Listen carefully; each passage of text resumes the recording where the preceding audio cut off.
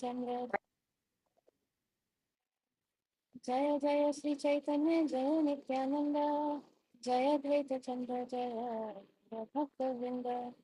Hare Krishna, Krishna Krishna, Hare Hare, Hare Ram, Ram Hare.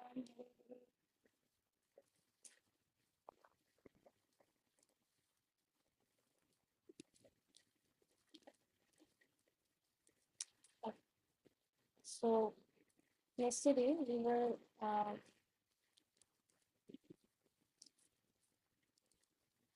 so we read till here that yoga practice is essentially meant for controlling the senses. Hmm.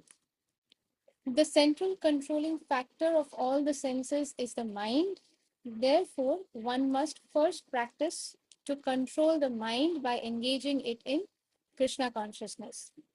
The gross activities of the mind are expressed through the external senses, either for the acquiring of knowledge or the functioning of the senses in accordance to the will.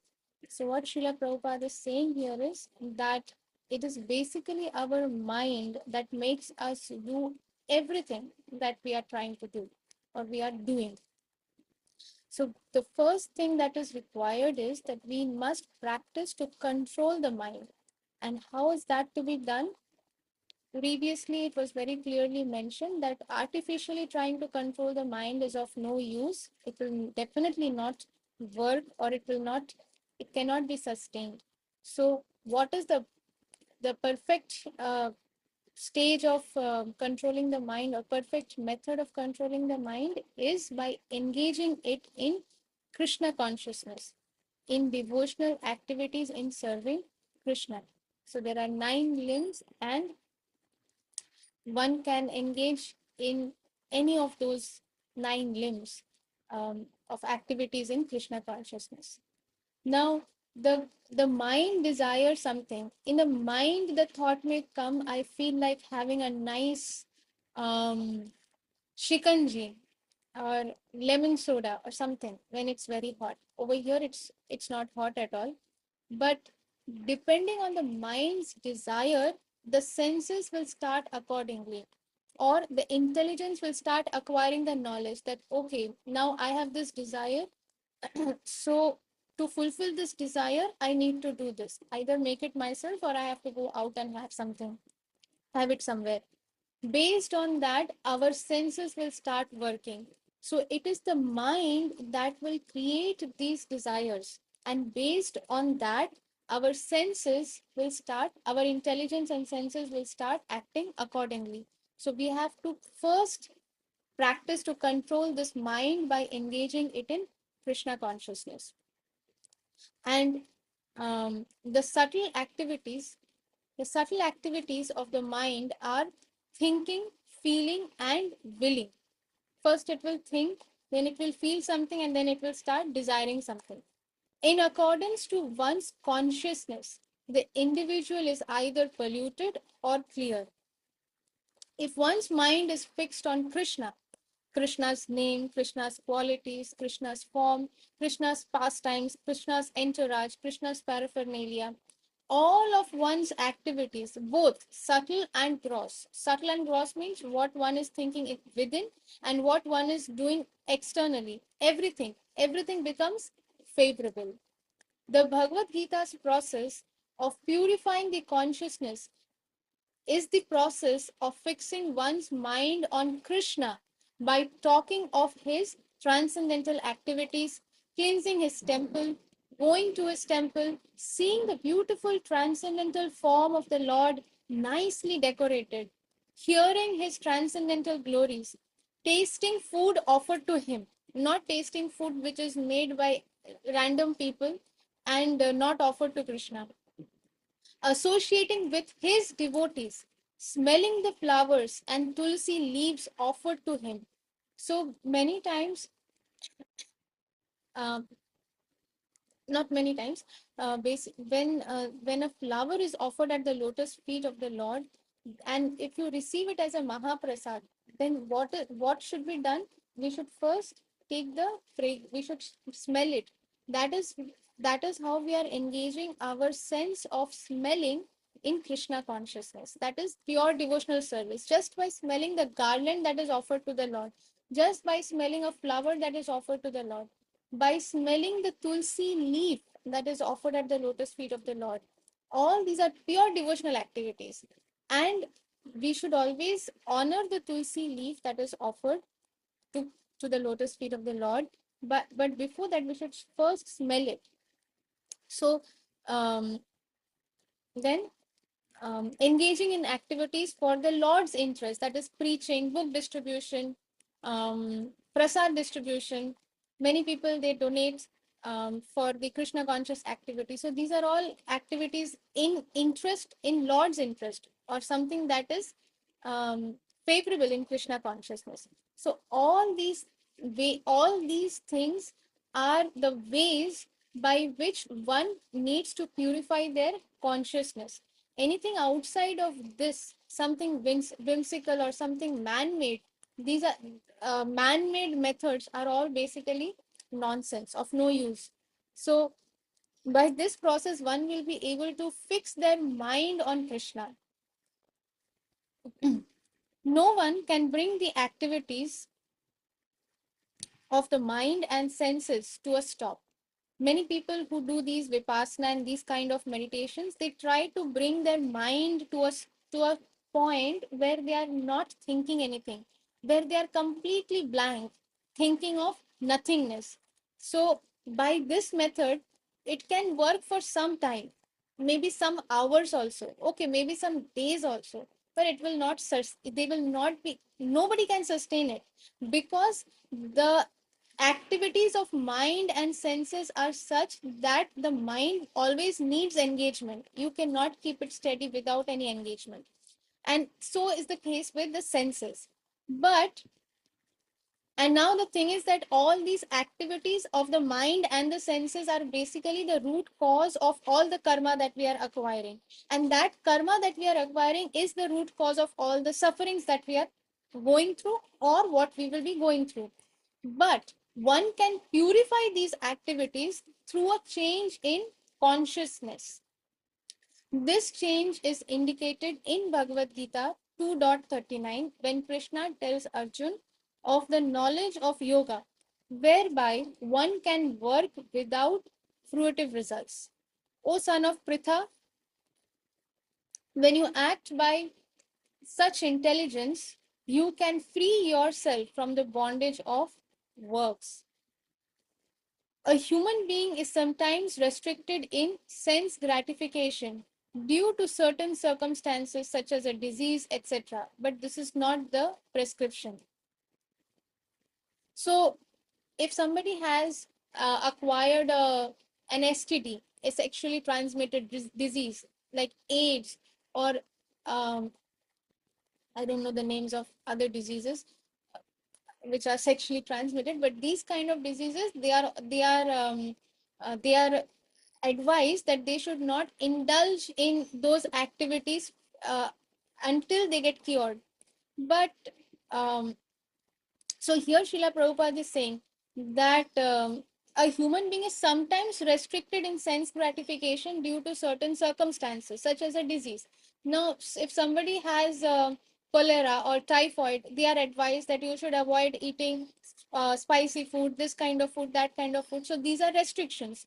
Or if somebody has got uh, high protein content in their in the kidney, or in the so in the kidney or liver, somewhere where they say that okay, your protein content has gone very high, the amount of protein in your body has gone very high, and so there is a chance that your organs can get damaged, so you should stop eating non-veg. So this is a restriction based on certain kind of disease. Or some people have allergies in the other countries. So this is a very common thing, that if somebody says I'm allergic to so and so thing, then they are very careful that okay, we should not put this in the restaurants basically. So if somebody has an allergy and they say okay, you should not take any onion and garlic, so basically this is a restriction based on a disease. But Srila Prabhupada is saying that this is not the prescription. based on disease is not the prescription. If you're restricting to something just because of a disease, then that is not prescription. That is not how you can purify your consciousness. That is not possible.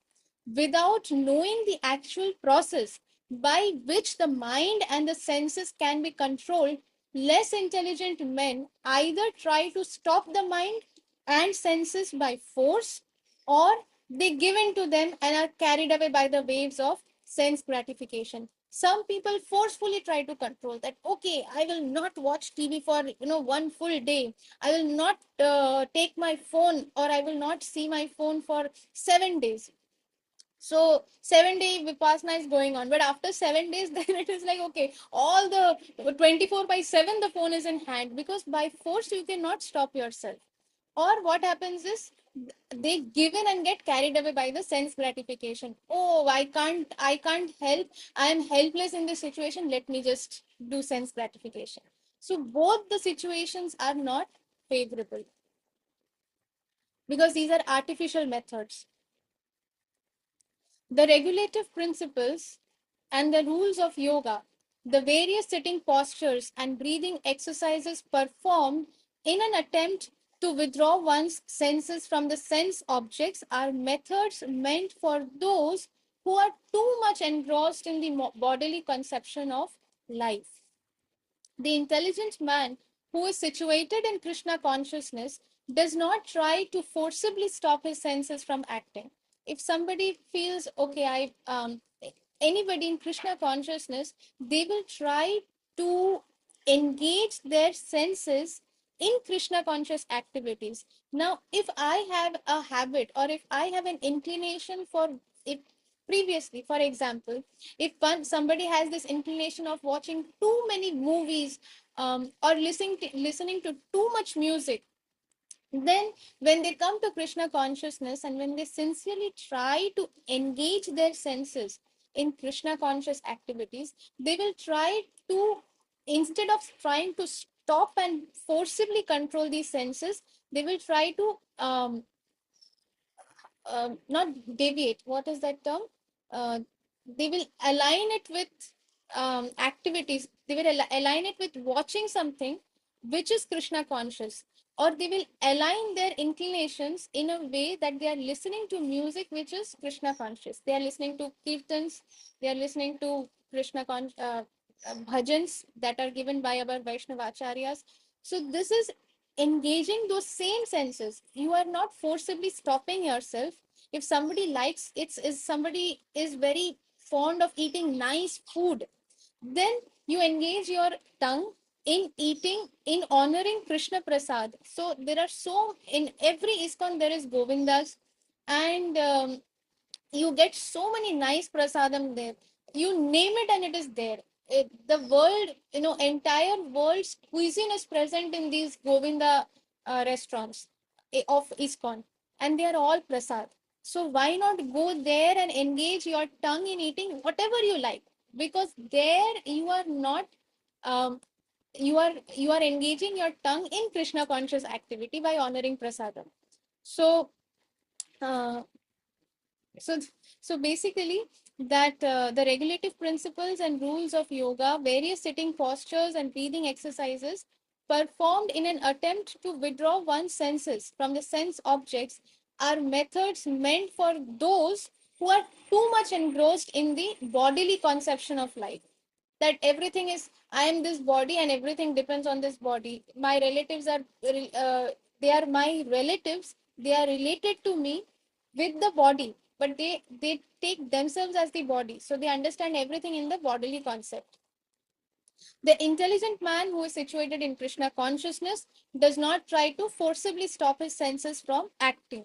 Rather, he engages his senses in the service of Krishna. No one can stop a child from playing by leaving him inactive. If you just let the child be by itself, then you cannot force you. Nobody can stop. The child will play something by itself, by himself or herself. You will never see that a child is sitting still and doing nothing. Not possible. A child can be stopped from engaging in nonsense by being engaged in superior activities. The force, so the mind is also like the child. Our senses are also like that child. You cannot forcibly stop it from doing an activity, but you can engage it in doing superior activities of higher taste, of higher disposition. The forceful restraint of sense activities by the 8 principles of yoga, which is Ashtanga Yoga, is recommended for inferior men. Being engaged in the superior activities of Krishna consciousness, superior men naturally retire from the inferior activities of material existence. So, somebody who is really in Krishna consciousness, who has really sincerely engaged themselves, their senses, and their mind in Krishna consciousness for some time, eventually they will naturally feel no taste for these inferior activities. They will only find taste in Krishna conscious activities, whether it is engaging what they watch, what they hear, what they do, their hands, their feet, everything is engaged in Krishna conscious activities, because eventually they develop that higher taste. So automatically the lower taste or the inferior taste, the taste for inferior activities, nonsensical activities, mundane activities, is naturally removed from them. So that is when you start progressing in Krishna consciousness, in the spiritual path. So we'll stop here, and Krishna willing, we'll continue reading again tomorrow. Thank you so very much for your kind association. वाञ्छाकल्पतरुभ्यश्च कृपासिन्धुभ्य च पतितानां पावनेभ्यो वैष्णवेभ्यो नमो नमः अनन्तकोटि वैष्णववृन्द. All glories to Srila Prabhupada, all glories to Sri Guru and Sri Gauranga, Nitai Gaur Premanande, Hari Hari Bol. Please unmute and say loudly Hari Bol. Hari Hari बोल. बोल Happy Ekadashi. हरी बोल